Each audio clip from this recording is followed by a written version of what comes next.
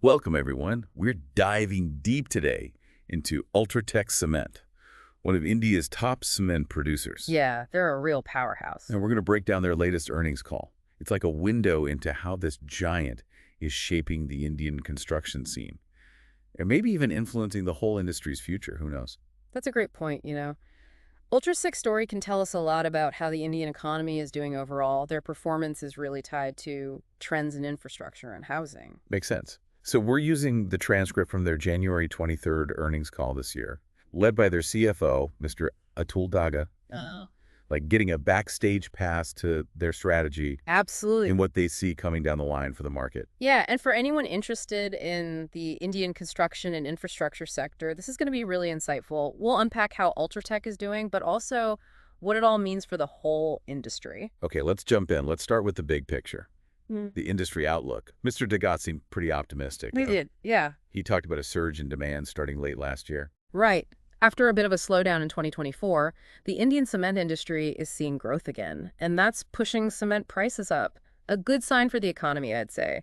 It lines up with India's big plans for infrastructure development, too. He even predicted 6% to 7% growth for the industry next year. And UltraTech is aiming for even higher, like 10%. Ambitious. What makes him so confident? Well, part of it is their smart acquisitions. They recently bought a stake in Star Cement, a move to tap into the growing Northeast market. Gotcha. And they also closed the deal on acquiring India Cements, getting a majority stake there. That deal got a lot of attention. It did, especially the financial side of things. Yeah, the EV per ton, right. Exactly. The enterprise value per ton of cement capacity came in below $100, much lower than people expected. It's a way to value a company compared to how much cement they can make. So a lower EV per ton, potentially a really good deal for UltraTech. So they're getting a big player at a good price. But what's the plan for India Cements? They're not exactly known for being efficient. Yeah, that's what's so interesting. UltraTech wants to totally turn around India Cement's performance. Within 12 months, they're already looking at ways to make operations smoother and expand capacity through brownfield projects. Those expansions at existing sites, usually more cost-effective. Sounds like they're going all in on growth. But it's not just acquisitions, right? They're also putting a lot of money into expanding their own capacity. Absolutely. Their target is 185 million tons by the end of 2025. That includes the acquisitions, of course, but also their own expansion projects. In a growing market like this, expanding capacity is key to meeting demand and staying on top.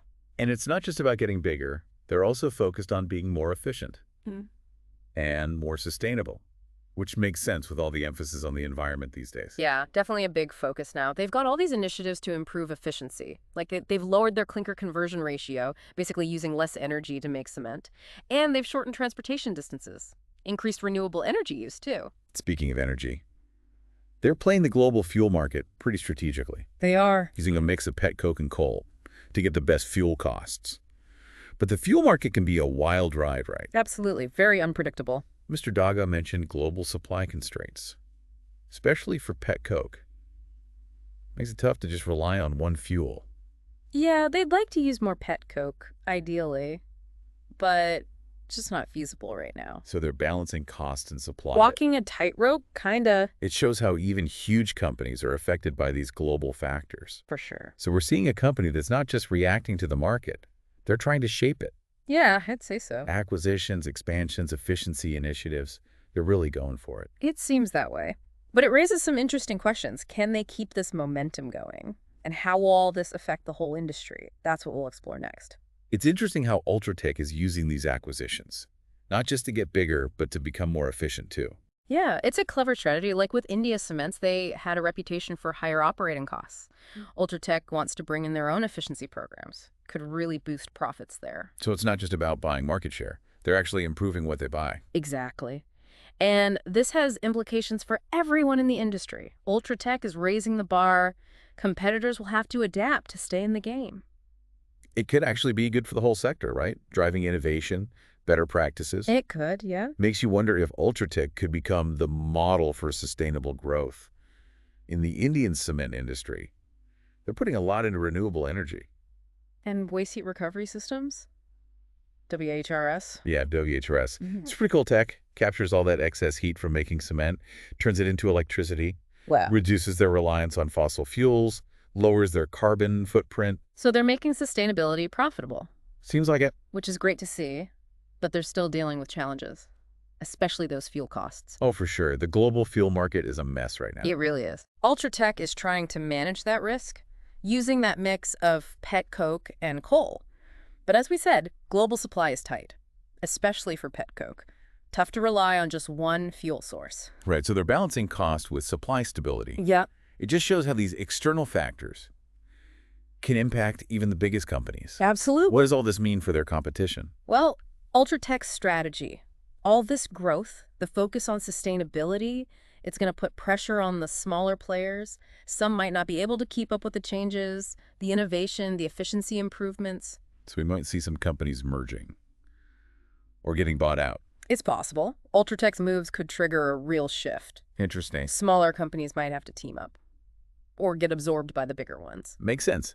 This could be a turning point for the Indian cement industry. It could be. UltraTech's success, or even their struggles. It'll have ripple effects throughout the whole sector. Definitely. And their focus on sustainability could influence others, right? It could. As they show that green initiatives can work. Other companies might follow their lead, make the whole industry more environmentally friendly. So it's bigger than just UltraTech. Their choices could shape the entire industry's future. Absolutely. It's a fascinating case study, how one company's actions can have such a big impact. It is. But remember, we're only seeing this from UltraTech's side. That's a good point. Yeah. What about everyone else involved? The people who actually work in construction?